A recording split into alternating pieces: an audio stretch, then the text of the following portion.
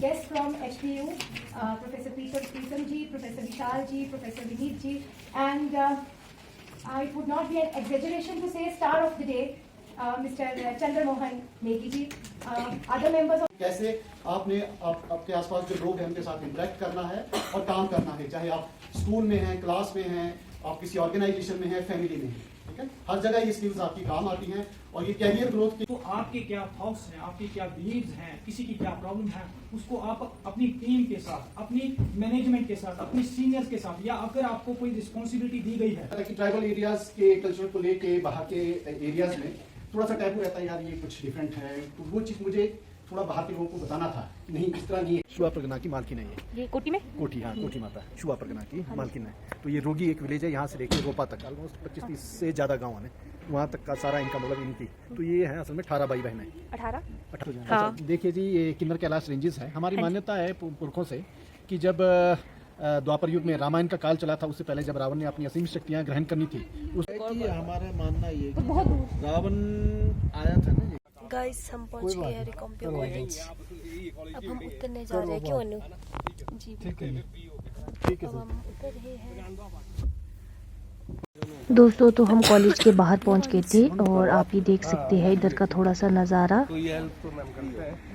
अब हमने गाड़ी से सामान निकाल दिया था और जिसे हम ले जा रहे थे, जो हमारे पास था, जैसे बैग, पेन, कॉपी वगैरह, तो सब कुछ हमने उठा दिया थी। ये रिकॉम्पियो कॉलेज का गेट था जिसमें ठाकुर सैन नेगी राजकीय महाविद्यालय रिकॉम्पियो किन्नौर लिखा था। आप सभी को देख सकते हैं, सभी के पास सामान है और मैं सामान उठा के थक गई थी। और तो आप ये मेरा रिएक्शन देख सकते हैं। ये रिकॉम्पियो कॉलेज का सामने का व्यू है जो आप अभी स्क्रीन पे देख सकते हैं। तो ये बहुत ही ज़्यादा खूबसूरत है और आप सूरज देख सकते हैं और ये कॉलेज और पेड़ पौधे के साथ पहाड़ और खूबसूरत वादियाँ और आप प्यारा सा गांव और पर्वत श्रृंखला देख सकते हैं। ये अनु बेगम बना दिया ना आपको। ये हमारा सामान और ये हम यार बना रहे हो तो बना लो। तो क्या आप लगे ब्लॉग बनाने? ये अनु बेगम, इधर तो देखो, सामान के साथ अच्छे लग रहे। ये हम पहुंच गए रिकॉम्पियो कॉलेज।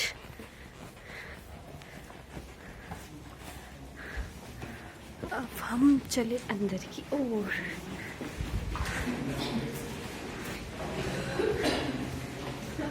ये आप अनु की रफ्तार देख सकते हैं चलने की। अनु कितने फास्ट चल रही है, ये बहुत ज़्यादा तेज़ चल रही थी और मैं बेचारी पीछे से आराम से चली थी। तो हमने सामान यहाँ पे छोड़ दिया था और हम स्टाफ रूम में बैठने चला गए थे। तो हम बैठे हैं अभी स्टाफ रूम में। जब हम वापस आए तो बहुत से बच्चे आ चुके थे जिन्हें हमने ये वर्कशॉप वाली फाइलें बांटी। तो देख सकते आप श्वेता फाइलें बांट रही है और ये सारे स्टूडेंट्स हैं रिकॉम्पियो कॉलेज के छात्र छात्राएं। और गाइस, मुझे रजिस्ट्रेशन का काम दिया गया था तो मैं बच्चों की रजिस्ट्रेशन कर रही थी। तो आप जैसे देख सकते हैं, तो हम सभी के बीच पहले से ही काम बांट दिया गया था कि कौन क्या करेगा। तो हमारे प्लानिंग के हिसाब से ही हम सभी अपना अपना काम कर रहे थे। ये यहाँ पे हमने बैनर भी लगा लिया था और बाकी तैयारी भी कर दी थी और अब थोड़ी ही देर में शुरू होने वाला था कार्यक्रम। सॉफ्ट स्किल वाला जो ये कार्यक्रम था, ये अब स्टार्ट होने वाला है और बच्चे भी सभी बैठा दिए गए थे। इस स्क्रीन पे आप देख सकते हैं। तो ये कुछ प्रोफेसर्स भी हैं इसमें बैठे।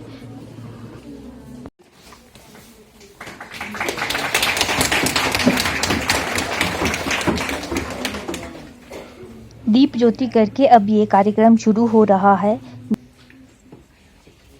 तो विनीत सर के द्वारा मैम को टोपी पहनाकर सम्मानित किया जा रहा है। विशाल सर के द्वारा भी अब सर को सम्मानित किया जा रहा है।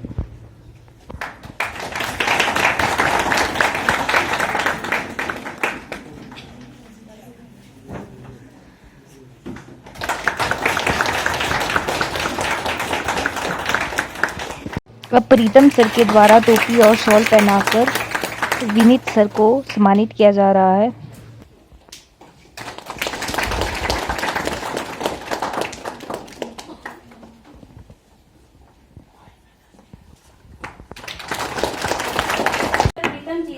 आग्रह रहेगा कि वह मिस्टर विशाल मेहरा जी को टोपी व मफलर पहनाकर सम्मानित करें।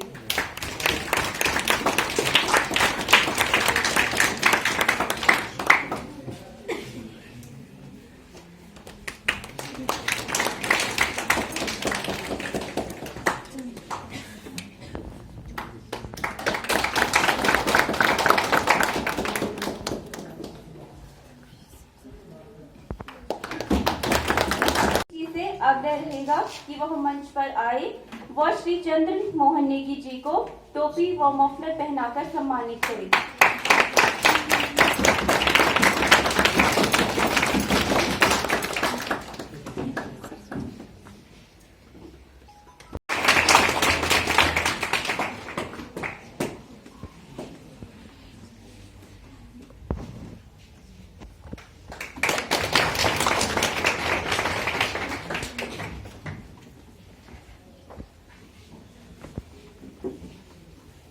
Now I want to invite Mr. Vishal Mehra, who will give a brief introduction about the workshop and tribal studies along with its different projects.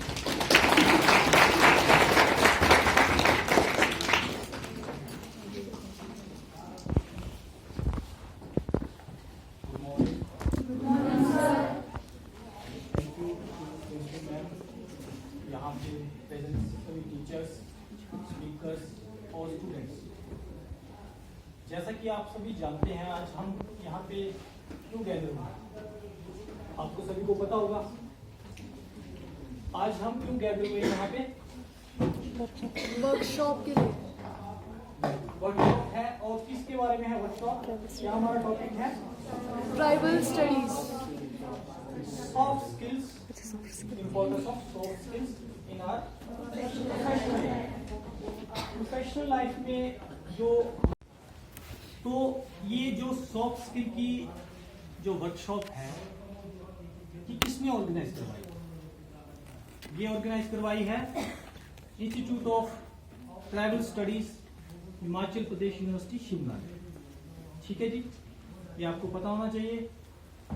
तो अब इसको हम स्टार्ट करने से पहले ये क्या सॉफ्ट स्किल्स होती हैं, पहले मैं आपको बताना चाहूंगा जो हमारा इंस्टीट्यूट ऑफ ट्राइबल स्टडीज है वो कैसे बना, क्या काम करता है और इसका नाम ट्राइबल स्टडीज इंस्टीट्यूट क्यों रखा गया। ठीक है जी, तो इसके बारे में थोड़ा सा आपको इंट्रोडक्शन में आपको देता हूं। Tribal institute of tribal studies of Himachal Pradesh university Shimla 1994 में एस्टेब्लिश हुआ। ठीक है जी, 1994 में ये इंस्टीट्यूट एस्टेब्लिश हुआ था। उसके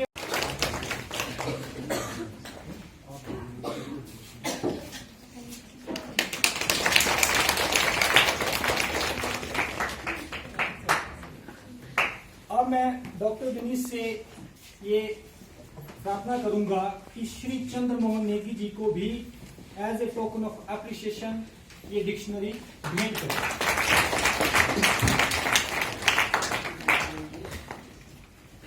तो ये तो कुछ हमारे कुछ रिमार्केबल वर्क्स हो गए, रिसर्च हो गई जो tribal study institute of tribal studies काम कर रहा है। उसके अलावा जो फ्यूचर की कुछ प्लानिंग्स जो चल रही है उसके बारे में थोड़ा सा ब्रीफ, आपको ज्यादा टाइम नहीं लूंगा, उसके बारे में बताना चाहता हूँ। जो हमारा इंस्टीट्यूट ऑफ ट्राइबल स्टडीज है उसने हमारा हिमाचल प्रदेश यूनिवर्सिटी का इंस्टीट्यूट ऑफ होटल मैनेजमेंट के साथ एक कोलैबोरेशन करके एक फेस्ट का आयोजन कर रहे हैं, फ्यूचर में करेंगे। तो उसमें हम क्या करेंगे, पूरे हिमाचल की जो भी हमारी लोकल डिशेज हैं जिनको आप तो शायद रेगुलर खाते हैं लेकिन लोगों को उनका पता भी नहीं, उनके बारे में या उनको बताने के लिए एक फेस्ट का ऑर्गेनाइज करेंगे। उस फेस्ट में हम पूरे हिमाचल के ट्राइब्स के लोगों को इनवाइट करेंगे। उसमें हम डिफरेंट टाइप की जो क्यूजीन्स हैं, हमारी डिशेज हैं, वो हम वहाँ पे बनाएंगे, लोगों को बताएंगे, खिलाएंगे और उसके बारे में जितना हो सकता है हम वर्ल्ड वाइड उसको प्रमोट करेंगे। ठीक है जी, तो ऐसी कुछ फ्यूचर प्लानिंग्स जो है वो इंस्टीट्यूट ऑफ ट्राइबल स्टडीज कर रहा है। तो मैं ज़्यादा टाइम नहीं लूँगा, हम अब बात करेंगे सॉफ्ट स्किल्स के बारे में। तो ये था एक short introduction about the institute of tribal studies. Thank you.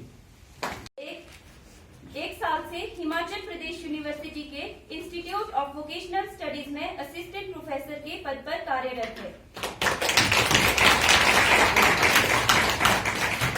इससे पूर्व 4 वर्ष doctor Vineet ji government college Dehra district Kangra में एज ए असिस्टेंट प्रोफेसर अपनी सेवाएं दे चुके हैं।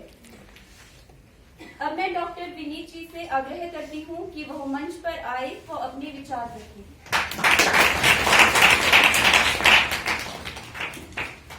Thank you very much. So, good morning to the Honorable Principal Ma'am, the worthy speakers of the workshop, respected teachers of this institute, representatives of Institute of Tribal Studies, and dear students. Good morning to all. Good morning, sir. So, as we all are aware that the workshop will focus on the importance of soft skills in professional life. So, I, Vineet Kamal, will be delivering this lecture on the workshop which will focus on soft skills. So, my lecture will particularly focus on what soft skills are, their types, characteristics, and importance in general. So, let's start the lecture. तो सबसे पहले मैं introduce में हिंदी में ज्यादा बोलूंगा ताकि सभी आप समझ सकें। ठीक है, तो सबसे पहले सॉफ्ट स्किल्स क्या होती है थोड़ा सा उसके बारे में बता देता हूं। सॉफ्ट स्किल्स को सोशल स्किल्स या नॉन टेक्निकल स्किल्स भी कहा जाता है और ये किसी भी पर्सन की इंडिविजुअल ग्रोथ में बहुत ज्यादा हेल्पफुल होती हैं। तो एज सच क्या होता है कि जो आपकी सॉफ्ट स्किल्स हैं ये कॉम्बिनेशन होता है पर्सनल वैल्यूज और इंटरपर्सनल स्किल्स का, जो ये डिसाइड करती है कि आप किसी ऑर्गेनाइजेशन में या और लोगों के साथ किस तरह से इंटरेक्ट करते हैं और किस तरह से काम करते हैं आप। ठीक है, और जनरली ये जरूरी होती है, इसलिए जरूरी होती है इंपॉर्टेंस इनकी कि जब आप एक्सटर्नल वर्ल्ड से इंटरेक्ट करते हैं या कोलैबोरेटिव वे में जो आपके इर्द गिर्द लोग हैं उनके साथ काम करते हैं तो आपकी सॉफ्ट स्किल जो होती है वहां पे काम आती हैं और यही डिसाइड करती हैं कि आप फ्यूचर में कितना प्रोग्रेस करेंगे। ठीक है, तो जो सॉफ्ट स्किल्स जनरली क्या होती हैं, आपकी कम्युनिकेशन स्किल्स इसमें आती हैं, लीडरशिप स्किल्स हैं, आपकी डिस्प्लेइंग ऑनेस्टी है, strong work ethics, time management etcetera. कुछ ऐसे कंपोनेंट्स हैं जो सॉफ्ट स्किल्स के और बहुत इंपॉर्टेंट होते हैं किसी भी स्टूडेंट की या इंडिविजुअल की ग्रोथ के लिए। और ये स्किल जो है आपकी एकेडमिक और प्रोफेशनल लाइफ दोनों में सक्सेस के लिए बहुत इंपॉर्टेंट होते हैं। So to have a more clear idea मैं आपको बताऊंगा, कंपेयर करूंगा hard skills versus soft skills, जिससे आपको सॉफ्ट स्किल्स के बारे में थोड़ा और पता चलेगा कि सॉफ्ट स्किल्स क्या होती हैं। तो अगर बात करते हैं हार्ड स्किल्स की, हार्ड स्किल्स वो स्किल्स होती हैं जो आपको जनरली जॉब दिलवाती हैं या जॉब दिलवाने में काम आती हैं। जैसे मान लीजिए कोई क्लरिकल इसमें काम करता है, जूनियर ऑफिस असिस्टेंट है, तो उसकी सर्टिफिकेशन के साथ साथ उसके लिए जरूरी होता है कि उसकी टाइपिंग स्किल्स अच्छी होनी चाहिए। ठीक है, तो ये सब चीजें जो है सर्टिफिकेशन, एजुकेशन, एक्सपीरियंस एटसेट्रा, ये सारी होती हैं हार्ड स्किल्स जो कि आपको जॉब दिलवाने में काम आती हैं। जबकि सॉफ्ट स्किल्स जो मैंने आपको पहले बताया ये इंटरपर्सनल स्किल्स है, जो किसी भी इंडिविजुअल की अपने अंदर की स्किल्स है, वो कैसे अपने बाहर और लोगों से इंटरेक्ट करता है, किस तरह से किसी भी कार्य में पार्टिसिपेट करता है। ठीक है, तो होता क्या है, हार्ड स्किल्स और सॉफ्ट स्किल्स दोनों इंपॉर्टेंट हैं। हार्ड स्किल्स जो है जनरली काम आती है आपको जॉब दिलवाने में, और सॉफ्ट स्किल्स जो होती है वो काम आती है किस तरह से आप अपनी जॉब को एफिशिएंटली करेंगे। ठीक है, तो नेक्स्ट है कि types of soft skills. Soft skills के टाइप्स क्या होते हैं उस पर चर्चा करेंगे। देखिए, सॉफ्ट स्किल्स के बहुत सारे कंपोनेंट्स होते हैं और अलग अलग टाइप ऑफ वर्क के लिए आपको सॉफ्ट स्किल्स के अलग कुछ जनरली जो सॉफ्ट स्किल के टाइप्स हैं उनकी बात करेंगे। सबसे पहले है communication skill. Communication skill meaning कि आप जो भी मैसेज, आइडिया, इंफॉर्मेशन किसी को पास करना चाहते हैं, जैसे मैं अभी यहाँ पे बोल रहा हूँ तो आप सभी के लिए कि मैं कम्युनिकेट कर रहा हूँ, आप लोग रिसीवर हैं, मैं सेंडर हूँ, तो जो सेंडर है वो इफेक्टिवली कम्युनिकेट कर सके, रिसीवर तक अपना आइडिया, इंफॉर्मेशन पहुँचा सके। आपको पता होना चाहिए कौन सा बिजनेस है, मैं इसको कर सकता हूँ या नहीं, अगर करूंगा तो किस तरीके से करूंगा ताकि ये फ्यूचर में ग्रो करे। ठीक है, सेकेंडली रिस्क टेकिंग एबिलिटी होनी चाहिए एंटरप्रेन्योरशिप स्किल्स के लिए। कैसे आपने आपके आसपास जो लोग हैं उनके साथ इंटरेक्ट करना है और काम करना है, चाहे आप स्कूल में हैं, क्लास में हैं, आप किसी ऑर्गेनाइजेशन में हैं, फैमिली में हैं, ठीक है। हर जगह ये स्किल्स आपकी काम आती हैं और ये कैरियर ग्रोथ के लिए बहुत ही क्रिटिकल होती हैं और इम्पोर्टेंट भी होती हैं। किसी भी इंडस्ट्री में काम करिए, सॉफ्ट स्किल्स आपकी काम आएगी ही आएगी। और आपकी जो प्रोफेशनल रिलेशंस हैं उनको भी मेंटेन करने के लिए आपकी सॉफ्ट स्किल्स काम आती हैं, ठीक है। तो with this I will conclude it by saying that soft skills are vital in today's life and one must keep on improving her soft skills. This was all from my side. Thank you very much.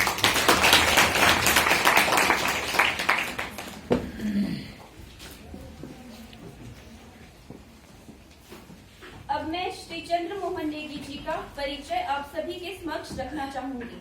Shri Chandra Mohan Negi ji ने हिमाचल प्रदेश विश्वविद्यालय से सन 1998 में MBA किया, जिसके बाद ये यहीं किन्नौर में ट्रैवल एजेंसी चला रही है और ये वर्तमान में winter games association Himachal Pradesh के पहले वाइस प्रेसिडेंट है। इसके साथ साथ जनजातीय अध्ययन संस्थान के लिए किए गए एक शोध ग्लॉसरी ऑफ ट्राइबल डायलेक्ट्स में किन्नौर की बोलियों को लिखने में अपना अहम योगदान दिया। मैं श्री चंद्र मोहन नेगी जी से आग्रह करती हूँ कि वह मंच पर आकर अपने विचार रखें।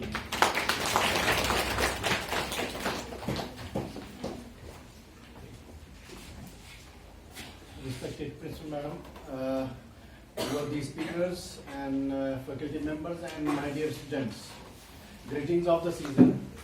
जैसा एक शॉर्ट इंट्रोडक्शन दिया गया मेरे बारे में, मैं रिकांगपिओ में ही बेस्ड हूँ। सन 2003 में मैंने अपनी ट्रैवल एजेंसी यहाँ पे स्टार्ट की थी।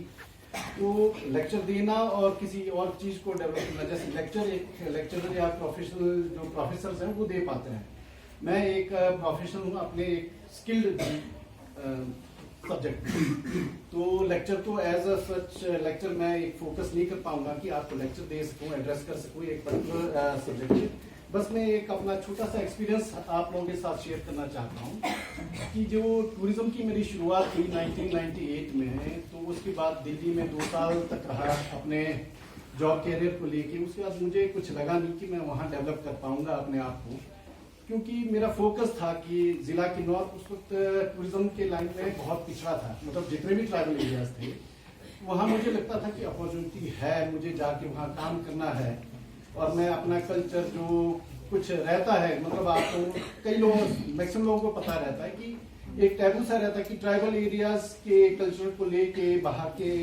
एरियाज में थोड़ा सा टैबू रहता है, यार ये कुछ डिफरेंट है। तो वो चीज़ मुझे थोड़ा बाहर के लोगों को बताना था कि नहीं, इस तरह नहीं है। We are very rich in our cultural aspect also, social aspect, हर एक चीज में हम लोग परफेक्ट है। नेचर तो दी बेस्ट है हमारे यहाँ।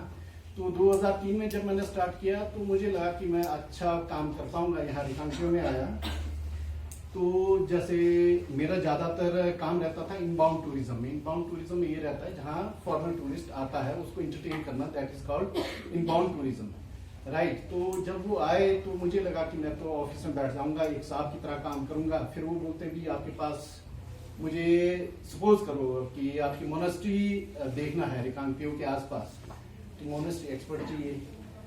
टेम्पल कॉम्प्लेक्सेस अगर जाना है तो टेम्पल कॉम्प्लेक्सेस के लिए कोई एक्सपर्ट चाहिए। अब वो कुछ नहीं था, थोड़ा बहुत जो मैंने पढ़ा था और मुझे तो पढ़ना था क्योंकि मुझे इस चीज को आगे ले जाना था। तो एक बॉस से मैं फिर एक गाइड बन गया। तो वो थोड़ा सा मुझे अखरा, यार अब मुझे गाइड भी बनना पड़ेगा। तो मैं तो सोचा था कि ऑफिस जॉब होगी, बैठूंगा, एक लड़का रखूंगा, वो काम करेगा। मतलब टूरिज्म एक ऐसा एक्सपेक्ट है जहां आपको अपने आप को बहुत रिफाइन करना होगा। रिफाइन करोगे तब आप बता पाओगे बाहर वाले को कि टूरिज्म क्या है, तभी आपके लोगों के। और इसी तरह धीरे धीरे ये ट्राइबल। विशाल मेहरा जी का परिचय आप सभी के समक्ष रखना चाहती हूँ। मिस्टर विशाल मेहरा जी 1 साल से हिमाचल प्रदेश यूनिवर्सिटी के इंस्टीट्यूट ऑफ वोकेशनल स्टडीज में असिस्टेंट प्रोफेसर के पद पर कार्यरत है। इससे पूर्व इन्होंने बैंकिंग और टूरिज्म इंडस्ट्री में अपनी सेवाएं दी है। मैं मिस्टर विशाल मेहरा जी से आग्रह करती हूँ कि वह मंच पर आए व अपने विचार रखें।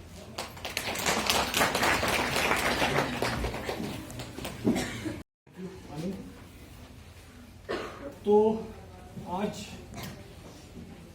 हमने जो ये सेमिनार ऑर्गेनाइज किया है वो सभी बच्चों को आई थिंक क्लियर हो चुका है।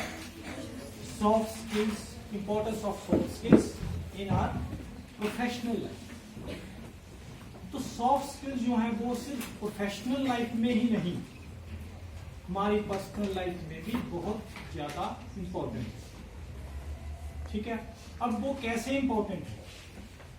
ठीक है, जैसे डॉक्टर विनीत ने आपको बता दिया इसके क्या एस्पेक्ट्स रहते हैं, क्या इसके कंपोनेंट्स होते हैं। इसमें आपकी कम्युनिकेशन है, अडेप्टेबिलिटी है, आपका प्रॉब्लम सॉल्विंग है, बहुत सारी चीजें आपको बताई। लेकिन ये किस तरीके से काम करती हैं, किस तरीके से आपके लिए इंपॉर्टेंट हो सकती हैं, इसके बारे में थोड़ा सा हम एक डिस्कशन मोड में काम करेंगे। ठीक है, तो मेरे साथ थोड़ी सी डिस्कशन करेंगे आप? ठीक है, तो जो सॉफ्ट स्किल की इंपॉर्टेंस के बारे में हम बात करेंगे, तो सबसे पहले सर ने हमें बताया था इफेक्टिव कम्युनिकेशन। ठीक है जी, तो इफेक्टिव कम्युनिकेशन हमारी सॉफ्ट स्किल का फर्स्ट कंपोनेंट है, फर्स्ट एंड मोस्ट इंपॉर्टेंट। इसको हम फर्स्ट बोलेंगे और मोस्ट इंपॉर्टेंट बोलेंगे। अब कम्युनिकेशन क्या है? मान लीजिए कल को आप गवर्नमेंट सेक्टर में जाते हैं, गवर्नमेंट सेक्टर में जॉब करते हैं, या हो सकता है आप किसी बड़ी अच्छी प्राइवेट सेक्टर में बड़ी अच्छी कंपनी में जॉब करते हैं, या हो सकते हैं आप एंटरप्रेन्योर बने और आप अपना कोई बिजनेस डेवलप करें। ठीक है, तो आपको ये सॉफ्ट स्किल कैसे काम आएंगी? आपका कम्युनिकेशन वहां पे आपको कैसे काम आएगा? कोई बता सकता है मुझे कि कम्युनिकेशन कैसे काम आएगा? चलिए मैं बताता हूं, आपको हिंट दे देता हूं, फिर आप थोड़ा सा समझ जाएंगे। मान लीजिए आप किसी ऑर्गेनाइजेशन में काम करते हैं, बहुत बड़ी ऑर्गेनाइजेशन है, ये छोटी भी हो सकती है। उस ऑर्गेनाइजेशन के कुछ एम्स होते हैं, कुछ गोल्स होते हैं। वो ऑर्गेनाइजेशन गोल को अचीव करने के लिए एम्प्लॉइज हायर करती है। ऐसा ही होता है, एम्प्लॉइज हायर करते हैं, एम्प्लॉइज काम करते हैं, और काम कैसा करते हैं? ऑर्गेनाइजेशन के गोल्स को अचीव करने के लिए जो उसके टारगेट्स होते हैं, पहले से सेट रूल रेगुलेशन जो प्रोसीजर्स उन्होंने बनाए होते हैं, उनको फॉलो करते हुए हम वो ऑर्गेनाइजेशन गोल अचीव करने की कोशिश करते हैं। ठीक है, आपको ये वहां पे सिखाया जाता है। मान लो आप इंजीनियर हो, और आपने फॉर एग्जाम्पल बता रहा हूं, आपने कोई ऐसी बड़ी ऑर्गेनाइजेशन है, बड़ी कंपनी है, मल्टीनेशनल या नेशनल कंपनी है। अब आप कम्युनिकेशन स्किल से कैसे उसको, ये कैसे आपकी स्किल काम आएगी उसमें?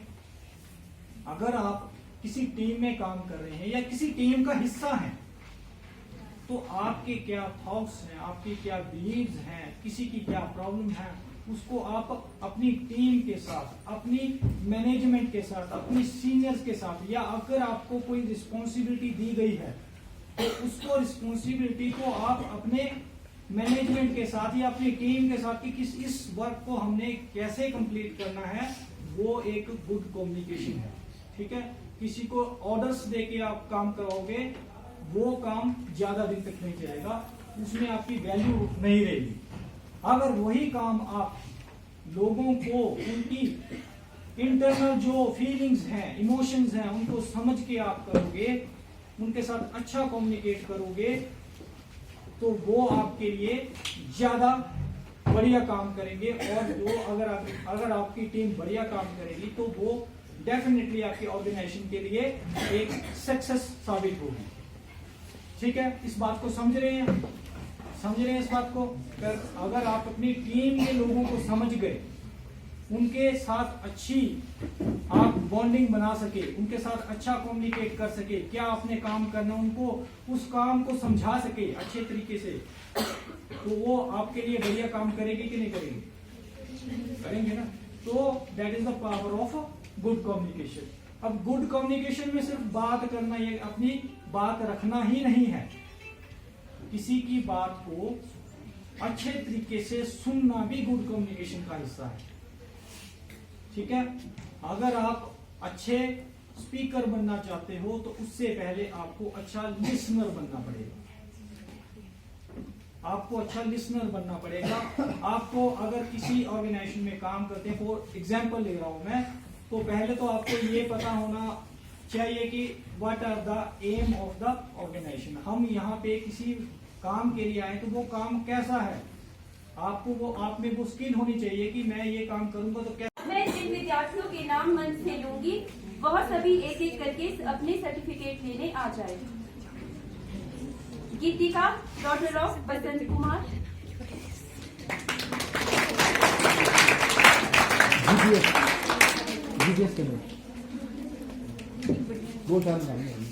करण, son of Vikas Kumar.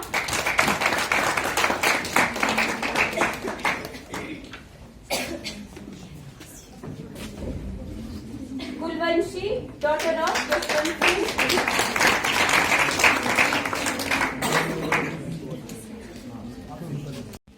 Senior most faculty members, Professor Ramlal Negi ji and Professor Janak Singh Negi ji, and guests from HPU, Professor Peter Preetham ji, Professor Vishal ji, Professor Vineet ji, and it would not be an exaggeration to say star of the day, Mr. Chandra Mohan Negi ji, other members of the staff, and my dear students. First of all, I would like to extend a very gracious and sincere thanks from on behalf of entire college fraternity to the Tribal Studies Department. They organized such a wonderful workshop, and I think it's going to be a very fruitful one, because you see, this is an era of mega transformations. So huge transformations, huge changes are taking place around us, and jobs are just disappearing. So you have to be prepared to be self-employed. This is what I personally believe. Self-employment is the best form of employment now, and for that you need to develop your soft skills. Personality development is a must. You must be confident, you must be competent, your communication skills should be very good. अब मैं इस पे ज़्यादा diverge नहीं करूँगी, because I think बहुत हमने सुना। गाइस अब हम जा रहे हैं बड़े दुख के साथ।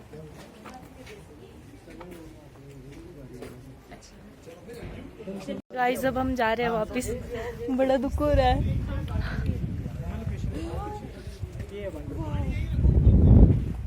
कैलाश रेंज और यहाँ इसके साथ एक शिवलिंग है। हाँ, मेरे घर से भी दिखता है सर। कौन सा, ये वाला? हाँ, यही वाला कैलाश। हमारा मानना ये तो बहुत दूर रावण आया था ना जी। सर एक बार फिर से रिपीट करना स्टोरी। अच्छा, ये हाँ। अच्छा, देखिए जी, ये किन्नर कैलाश रेंजेस है। हमारी मान्यता है पुरखों से कि जब द्वापर युग में रामायण का काल चला था, उससे पहले जब रावण ने अपनी असीम शक्तियां ग्रहण करनी थी, उस वक्त वो सतलुज बेसिन में, सतलुज एज एन एग्जिस्ट उस वक्त करती शायद नहीं थी, या इस तरह का कुछ था, पर वो यहाँ से ऊपर आए थे। तो कैलाश मानसरोवर का जो कैलाश था, वो उसकी मेन स्तुति हमेशा वही सबसे पावरफुल कैलाशों में माना जाता है, सबसे जो प्राइम कैलाश है। तो रावण वहाँ पे आए थे, तो वहाँ एक ताल था, उसमें उन्होंने स्नान किया अपनी शुद्धि के लिए, क्योंकि वो अपने सारे पाप वहाँ धोना चाहते थे। तो धोया, इस वजह से वो रकस ताल, जो सतलुज का ओरिजिन है, वो रकस ताल हो गया। रकस ताल की वजह से फिर वो रकस ताल से जब वो शुद्धि होके गए, तो अपरंपार उनको शक्तियाँ सीमित मिली, उसके बाद वो चले गए।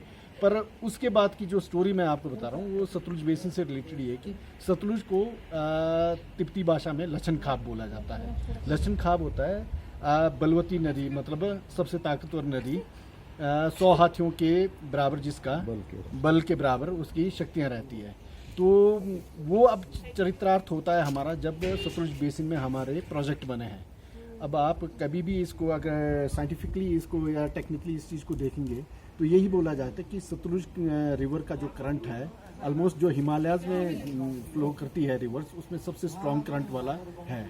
तो वो कहीं ना कहीं को रिलेट करता है हमारा लछन खाब से, 100 हाथियों की बराबर बलवती नदी। तो वो अभी तक भी एग्जिस्टिंग है। और मोर ओवर आप ये देखो, जोग्राफिकली हम इसको सिग्निफाई करें कि हिमालय की उत्पत्ति में एक सतलुज नदी ही थी जिसने अपने कोर्स को कभी नहीं बदला। बाकी आके ब्रह्मपुत्र, इंडस जितने भी थे हिमालय की उत्पत्ति के सब ने अपना कोर्स बदल दिया था। तो ये जो है सतलुज अपने ही कोर्स में बहती रही।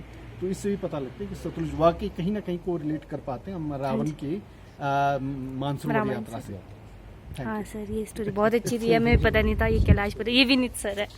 सिर्फ सर हेलो हाय तो करो। कैसे लगा सर आपको? अच्छा लगा, और सर ने स्टोरी भी बड़ी अच्छे से सुनाई। हाँ जी।